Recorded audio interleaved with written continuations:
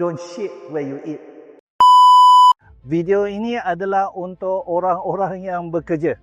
Ya, siapa pun anda, seorang pengarah ke, seorang kerani, anda bekerja, dengar sini. Sekiranya saya bagi peluang anda untuk bekerja di mana saja, di syarikat yang besar atau syarikat yang kecil. Nak syarikat besar ke sekali? Ramai di antara kita nak syarikat besar, bolehlah. Syarikat ya di kampung ke di bandar. Ada yang nak kerja di kampung, ada yang nak kerja di bandar, tak kisah. Ada ramainya minta yang kerja di bandar lah. Syarikat yang bosnya hebat ke, bosnya teruk?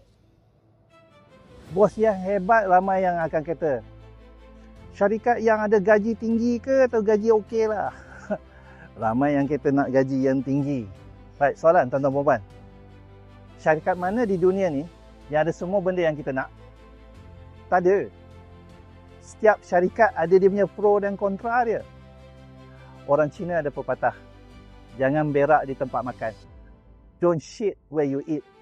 Maksudnya ini tempat kita makan, maka jangan cakap buruk tentang tempat kita makan tu. Rezeki Allah sampaikan melalui syarikat tu kita dapat. Maka itulah tempat makan kita. Usah membangau lagi. Sekian daripada saya, Muhammad Rizal Hassan, Professional Learning Facilitator. Jumpa lagi.